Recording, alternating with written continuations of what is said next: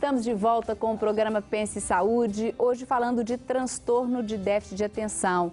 E para responder as perguntas, participam do nosso programa de hoje a pediatra doutora Maria Mercedes Zuquerato Castro e os neuropediatras doutor Rodrigo Carneiro de Campos e a doutora Marlide Araújo Marra, todos médicos cooperados da Unimed BH. Vamos às perguntas que chegaram de casa primeiramente, depois, se der tempo, a gente continua aqui. A Helenise, lá do bairro Boa Vista, ela diz que tem um filho com dificuldades escolares e que tudo que ele começa ele não consegue terminar. Será que ele pode ter déficit de atenção? E aí, o que vocês, doutora Marli? Isso. Bom, uma das hipóteses é o TDAH, né? Mas como eu já tinha comentado, a dificuldade escolar não significa só o TDAH, né? Então a gente tem que fazer esse diagnóstico diferencial da dislexia, descalculia e ver o que ele tem. Realmente, uma das questões, até o Rodrigo tinha comentado aqui, que é a função executiva, né? A pessoa não consegue se planejar, não consegue se organizar, aí começa a ler alguma coisa, aí para, né? Larga ali o dever, larga o material. Eles são muito de momentos, é o aqui e agora, né? Para resolver ali a situação. Não consegue muito se organizar. Olha, tipo, semana que vem eu tenho prova de matemática, então eu vou começar a estudar matemática primeiro, depois eu tenho a de história. Eles não conseguem esse planejamento. Isso faz parte da função executiva. Então, o conselho que a gente dá é de procurar realmente um profissional, né? Uma assistência. Certo. E se está incomodando e atrapalhando a vida, acho que vale pelo menos um diagnóstico diferencial, se é isso ou se é um problema, uma dificuldade pedagógica mesmo, né? De fato, Márcia, tem uma palavra que baliza o diagnóstico, chama prejuízo.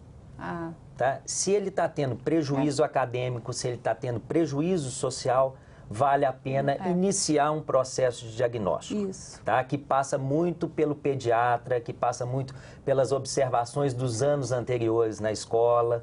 Então tem um histórico, a coisa não se forma de uma vez. Tem um histórico. Então isso é muito importante. A palavra prejuízo, ela faz uma divisão de águas aí. Isso é bacana. E se, por exemplo, ela diz que ele começa e não termina nada, isso é agora ou sempre foi assim? Isso, né? Isso é só para assunto de escola ou para a vida toda? Isso As outras coisas ele consegue fazer bem? Isso.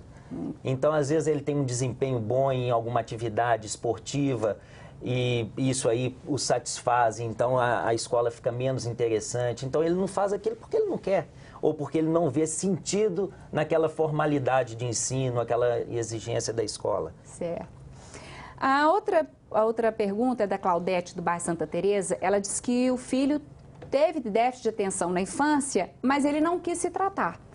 E pergunta, ele ainda pode ser tratado? Ele agora está, já acredito que na fase adulta, ainda vale a pena, pode ser tratado ou não? Você tinha até comentado alguma coisa relativa aí sobre a importância de tratar desde o início para não ter prejuízo ao longo dessa caminhada, né? Aí, a Claudete, com o filho, que ele tem um diagnóstico na infância e o filho faz opção ou não pelo tratamento, de fato, quando tem um diagnóstico bem firmado, bem determinado, o tratamento ele é efetivo. Dificilmente uma pessoa bem diagnosticada e bem adaptada ao uso de um medicamento, ele vai abrir mão desse tratamento. E nós já vimos que metade dos casos, em torno de 55% dos casos, levam para a vida adulta. Então, é mais ou menos metade. Então, o fato dele ter tido um diagnóstico na infância não quer dizer que ele seja um adulto com transtorno de déficit de atenção. Era a pergunta que eu ia falar. Isso pode, ao longo dos anos, ir amenizando esses sintomas? Podem ir se amenizando? Podem e vão. Tá? De fato, eles até desaparecem em quase que metade dos casos. Certo. E na outra metade, naquele que teve um êxito escolar, que teve um êxito social, ele cria estratégias que ele começa a se adaptar a esse comportamento mais desatento. Então, ele tem um êxito profissional, ele tem um êxito conjugal. Por quê? Porque ele criou estratégias para poder se adaptar a esse comportamento dele, que tem dificuldades de planejamento. Mas o adulto com TDAH também pode ter prejuízos na vida. O que às vezes falta para o filho dela pode ser até a questão de informação.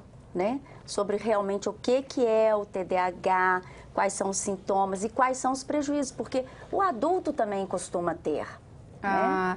Aliás, e se tiver, ele se beneficia com o tratamento. Vou até adiantar aqui, porque a Cleusa da Serra, ela pergunta exatamente isso, que o filho não gosta de ler, é muito hiperativo, desatento, mas ele não quer se tratar. E ela fala assim, como lidar com isso?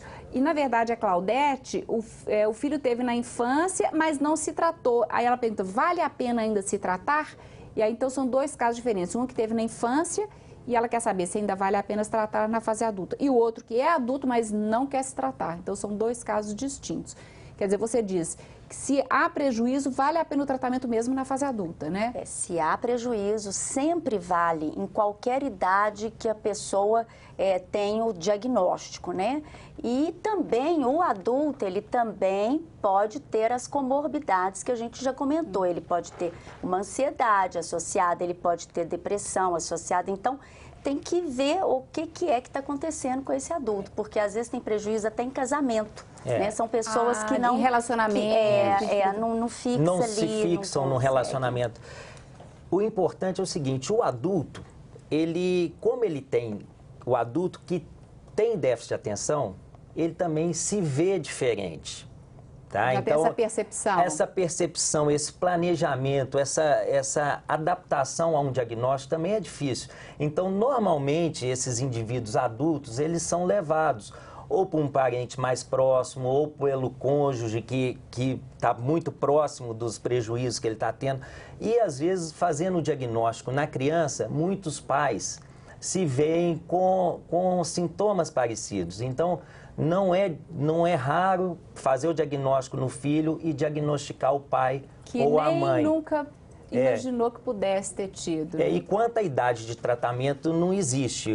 No último congresso agora, mundial de déficit de atenção, agora na Escócia, que foi no final de maio e início de junho, um dos professores que estavam dando uma palestra, ele comentou que ele teve uma paciente de 68 anos que ficou viúva e quis começar o tratamento. E realmente ela tinha o déficit de atenção e começou aos 68 anos de idade, sem problema nenhum.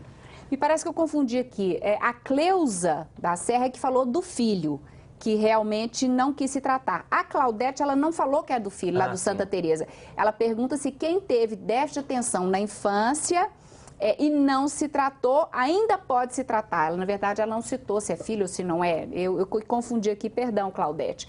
Mas aí vocês estão dizendo, pode se tratar em qualquer momento, desde que exista um prejuízo. Isso. Né? Uma coisa que eu queria perguntar, a gente vê muito homens, as crianças falando, meu filho, isso é um transtorno mais comum em homens do que em mulheres? Do que em meninos do que meninas? Normalmente os meninos são mais acometidos, mas as meninas, na minha opinião, o diagnóstico é mais difícil porque às vezes elas têm mais déficit de atenção e não incomodam, então elas não são encaminhadas porque fica meio desapercebido. Os sintomas e os sinais podem ser diferentes. Os meninos, como são mais inquietos, aprontam mais e tudo, eles são mais encaminhados. Mas, na verdade, na infância, se não me engano, é 2:1, 3:1, dependendo da... Mas os meninos tendem a ser, então, os mais impulsivos e mais hiperativos, e as meninas mais avoadas. Mais desatentas. Mais desatentas. Por isso, o diagnóstico, às vezes, é mais difícil. Só para a gente finalizar... Isso principalmente na infância, porque na idade adulta, normalmente, essa impulsividade e a hiperatividade, elas somem, elas desaparecem ao longo da evolução. E o indivíduo ainda continua com prejuízo atencional e de funções organizacional, exatamente. No trabalho, às vezes até em relacionamentos, como vocês explicaram. Nós estamos aqui com um minutinho para cada um, rapidinho, para finalizar. Alguém gostaria que cada um deixe uma mensagem final que acha importante para os nossos telespectadores? Pode ser? Quem quer começar? Doutora Marli, vamos lá. Pais, pedagogas, escolas de modo geral, não tenham preconceito, certo? Quanto à dificuldade escolar e quanto ao diagnóstico do TDAH. É importante fazer o diagnóstico correto e o tratamento correto, né? Toda a sociedade tem que estar envolvida, inclusive a saúde pública. E a questão da adaptação da criança no mundo que nós vivemos hoje é um mundo de muita transformação. Então, toda vez... E a criança, ela tem que ter uma infância feliz. Uma criança que tem uma infância feliz, ela tem uma grande chance de ser um adulto feliz.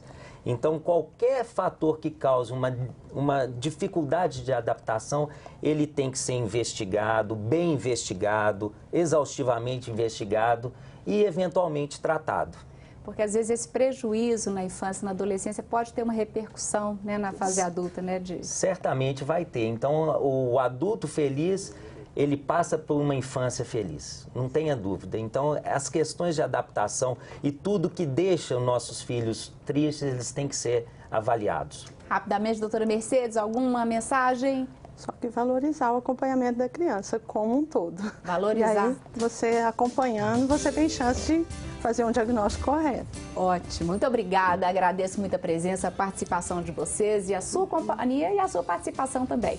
O Pense Saúde de hoje chegou ao fim, mas você pode rever o nosso programa terça-feira, às 5 da tarde, sexta, 1 da tarde e aos domingos, 11 horas da noite. E também pelo nosso site, tvhorizonte.com.br, a qualquer momento.